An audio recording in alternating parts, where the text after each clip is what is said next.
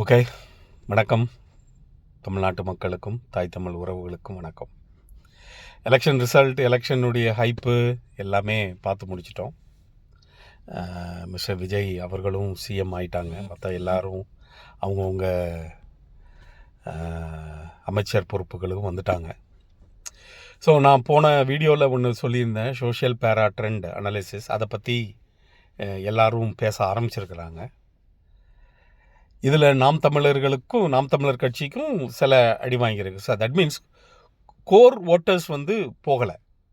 அந்த மாறுதலுக்கு உண்டான விருப்பத்தை என்டிகேயில் இருந்து டிவிகேக்கு ஷிஃப்ட் பண்ணிட்டாங்க. ஏன்னா அவங்களுக்கு ஒரு தெளிவான கொள்கை இல்லை. ஸோ யார் இன்ஃப்ளூயன்ஸ் பண்ணாலும் அவங்களுடைய கொள்கையிலேருந்து மாறிடுவாங்க. ஸோ இந்த சோஷியல் ட்ரெண்டு பேரா அதை பற்றி நான் கொஞ்சம் நான் சொல்கிறேன். இந்த டிவிகே குரூப் எப்படி இதை ஃபார்ம் பண்ணியிருக்காங்க அப்படின்னா, இந்த அல்காரதம் ஒரு ஸ்பெஷல் அல்காரதம். ஏன்னா நான் ஐடி பர்சன்னால் ஆர்கிடெக்ட்னால நான் சொல்கிறேன். ஸோ சிடிஆர் அப்படிங்கிற ஒரு கான்செப்ட் இருக்குது, கிளிக் ரேட் வியூ. ஸோ ஒருத்தர் ஒரு வீடியோவை 10 செகண்ட்ஸ் to 15 செகண்ட்ஸ் பார்த்துட்டாருனாலே அந்த அல்காரதம் என்ன டிடெக்ட் பண்ணிடும் அப்படின்னா, இவர் இந்த இந்த வீடியோவை ரொம்ப ரசித்து பார்க்குறாரு. அந்த வீடியோ அந்த ஃபோனில் எவ்வளோ தூரம் ரன் ஆகிட்டு இருக்கிற டைமை வச்சு அது கால்குலேட் பண்ணிடும்.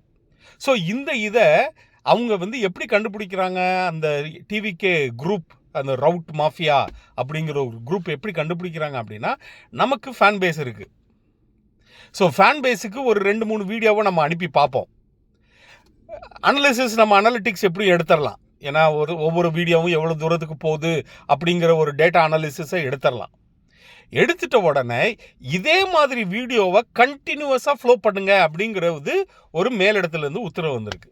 அதனால தான் பார்த்தீங்கன்னா இன்ஸ்டாகிராம், ஃபேஸ்புக்லாம் பார்த்தீங்கன்னா விஜய் அவர்களை பற்றி நிறைய வீடியோஸ் வந்துட்டு இருக்கும். நான் தான் உங்கள் தலைவன், நான் உங்களுக்கு அப்படி பண்ணுவேன் இப்படி பண்ணுவேங்கிற அந்த வீடியோ வந்துக்கிட்டே இருந்தது.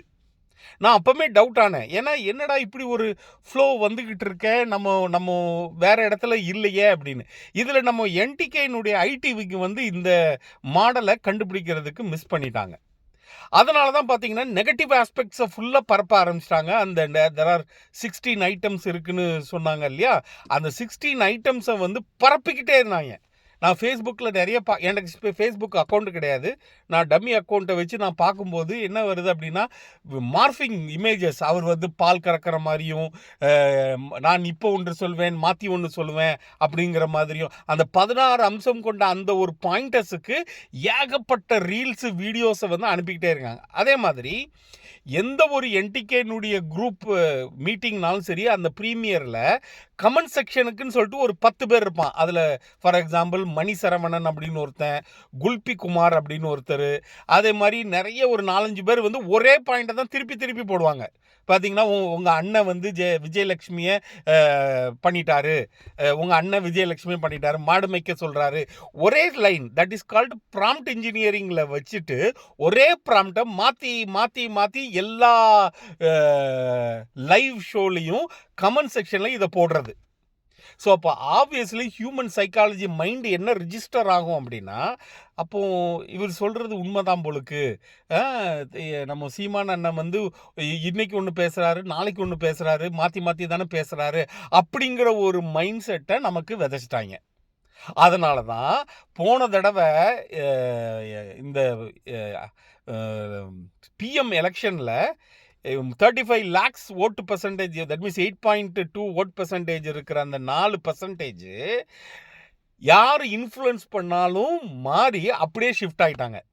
ஸோ இதில் இன்னொரு பாயிண்டர் என்ன அப்படின்னா, அண்ணன் தான் மாற்றுங்கிறது அந்த புது கட்சி ஆட்கள், புது ஓட் பேங்கர்ஸ் நமக்கு வந்தாங்களா இல்லையாங்கிறது எனக்கு தெரியலை. ஸோ இது ஒரு மெயின் ரீசன். நம்ம இதை மிஸ் பண்ணிட்டோம். இப்போ அண்ணன் பேசுகிறது பார்த்தீங்கன்னா, நம்ம நிறைய பேர் நிறைய ரெக்கமெண்டேஷன் ஆலோசனைகள் நம்ம சொல்லிக்கிட்டு இருக்கோம். என்னென்னா, அண்ணன் நீங்கள் எந்த ஒரு ப்ரொட்டஸ்ட்டுக்கும் போகாதீங்க, இந்த தமிழ்நாட்டு மக்களுக்கு சப்போர்ட் பண்ணாதீங்க, அளவாக பேசுங்க அப்படிங்கிறதெல்லாம் சொல்கிறோம். ஆனால் அது எடுப்படாது இல்லையா? ஏன்னா நம்ம அண்ணன் ஏன் எல்லா மீட்டிங்கில் எல்லா பத்திரிகையாளர்கள்ட்டையும் பேட்டி கொடுக்குறாருன்னா, நம்மளை யாரும் காட்டலை. சோஷியல் மீடியாலையும் சரி, இல்லை நம்மளுடைய ஓன் சேனல் தான் நம்ம காட்டுறாங்களே தவிர, பெய்டு சேனலும் சரி, இல்லை செய்தி நிறுவனம்னாலும் சரி நம்மளை காட்ட மாட்டாங்க. அப்போ இந்த மாதிரி ஒரு ஸ்ட்ராட்டஜி எடுத்தால் தான் நம்ம இந்த களத்தில் இருக்கோம் அப்படிங்கிறத ப்ரூஃப் பண்ண முடியும். ஸோ இப்போ இந்த இதில் நம்ம வார்த்தைகளை பார்த்து தான் விடணும். அப்படி இல்லைன்னா அதுக்குன்னே ஆள் இருக்காங்க, அதை கட் பண்ணி அப்படியே மாற்றி விட்ருவாங்க. நம்ம இதை கட் பண்ணணும். இந்த சோஷியல் ட்ரெண்ட் பேரா அந்த கான்செப்டை நம்ம கட் பண்ணணும்னா, நம்மளுடைய என்டிகே உறவுகள் ஆர் சப்போர்ட்டர்ஸ் அல்லது ஃப்யூச்சரில் நாங்கள் என்டிகேக்கு சப்போர்ட் பண்ணுவோங்கிறவன் நினைக்கிறவங்க இந்த டிஎம்கே வீடியோனாலும் சரி, இல்லை டிவிகே வீடியோனாலும் சரி, you have to initiate do not recommend this channel அல்லது I don't like this video அப்படிங்கிற அந்த ஒரு பட்டனை நீங்கள் ப்ரெஸ் பண்ண ஆரம்பிச்சிட்டிங்கன்னா அந்த அல்காரிதம் நல்லிஃபை ஆயிரும். ஸோ இதை நீங்கள் கண்டினியூஸாக பண்ணணும். எங்கெல்லாம் நீங்கள் உங்களுக்கு ரெக்கமெண்டேஷன் வரும்ல, அப்போ அதில் நீங்கள் சொல்லணும் I don't want this channel or I don't not recommend this சேனலுங்கிற ஒரு பட்டனை ப்ரெஸ் பண்ணிட்டீங்கன்னா ஆட்டோமேட்டிக்காகவே அந்த அல்காரிதம் ஸ்லோ ஆக்கிரும். வீடியோவை மற்ற கண்டென்ட் கன்சியூமருக்கு புஷ் பண்ணுறதையும் ஸ்லோ பண்ணி விட்ரும். ஸோ இப்போ இந்த நேரத்தில் தான் நம்ம என்ன பண்ணணும்னா, நம்ம என்ன பண்ண போகிறோம் அப்படிங்கிற ஒரு கான்செப்டை நம்ம வெளியில் கொண்டு வரணும். ஸோ இந்த சோஷியல் ட்ரெண்ட் பேரானுடைய கான்செப்டை மாரிதாஸ் அவர்கள் தெளிவாக எக்ஸ்பிளைன் பண்ணியிருந்தார். இன்னொரு டிஎம்கே ஒரு சேனல், ஒரு யூடியூப் சேனல் அவரும் எக்ஸ்பிளைன் பண்ணியிருந்தார். நம்மளுடைய தாய் தமிழ் உறவுகள் என்டிகே சப்போர்ட்டர்ஸ், என்டிகே மீடியாவும் அதை எடுத்து பேச ஆரம்பிச்சிட்டாங்க. ஆனால் இது மோசமான ஒரு விளைவு என்ன கொடுக்கும் அப்படின்னா, தே ஆர் ஃபேன் பேஸ். அந்த ஃபேன் பேஸுக்கு தன் தலைவரை யார் என்ன சொன்னாலும் விடமாட்டாங்க, விட்டு கொடுத்துக்கிட்டே இருப்பாங்க. பெஸ்ட் எக்ஸாம்பிள் என்னுடைய கிளாஸ்மேட் ஃப்ரெண்டு. இப்போ அவன் சந்திரமுகியாக மாறி நிற்கிறான். 65 பேருக்கு உண்டான ஒரு வாட்ஸ்அப் குரூப்பில் அவன் போடுதான் எங்கள் விஜய் தான் தலைவர் அப்படின்னு. அப்போ இதுக்கு முன்னாடி சண்டை நடந்துக்கிட்டு இருக்கு வாட்ஸ்அப் குரூப்பில். ஸோ இதுக்கு முன்னாடி சாதாரணமாக இருந்த ஒருத்தன் இப்போ முழு சந்திரமுகியாக மாதிரி நின்றுக்கிட்டு இருக்கான், டிவிகே சப்போர்ட்டராக. ஸோ இது என்னென்னா இட்ஸ் அ ஃபேன் பேஸ். அது ரிலிஜனை பேஸாக இருக்கலாம், இல்லை படத்தில் நடிக்கிறதுனால இருக்கலாம், அவன் நல்ல டான்ஸ் ஆடுவான் அப்படிங்கிறது இருக்கலாம், ஒரு சாஃப்ட் கார்னர் ஒன் சைட் லவ்வாக இருக்கலாம்.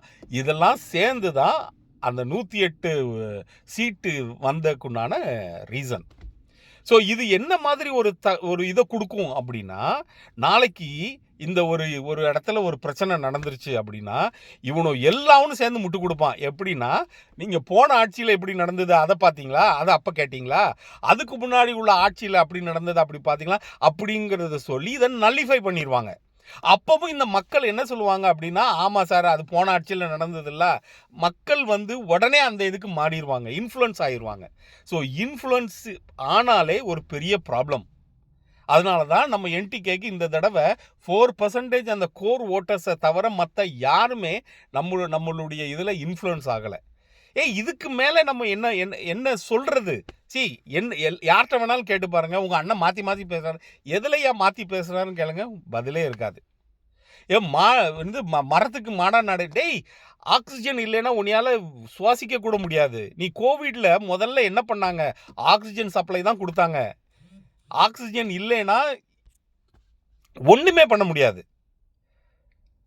மரம் இல்லைன்னா உன்னுடைய இந்த பூமி ஹீட் எப்படி ஆயிரும் தெரியுமா? நீங்கள் நெதர்லாண்ட்ஸில் என்ன ஒரு ஐடியா இருக்குன்னா, வின்டரில் எல்லா இலைகளும் உதிர்ந்துடும். அந்த மரம் அப்படிப்பட்ட ஒரு டைப்பு தான், அங்கே இலைகளே இருக்காது. ஆனால் சம்மரில் எல்லா இலைகளும் பசுமையாக இருக்கும், வெயிலினுடைய தாக்கம் அவ்வளவா இருக்காது. ஸோ இது இங்கே உள்ள ஸ்ட்ராட்டஜி. அதே மாதிரி இங்கே ஒரு மரத்தை வெட்டணும் அப்படின்னா நீங்கள் கவர்மெண்ட்ட பெர்மிஷன் வாங்கணும். இதை தான் அண்ணன் சொல்லும்போது எல்லாரும் சிரித்தான்.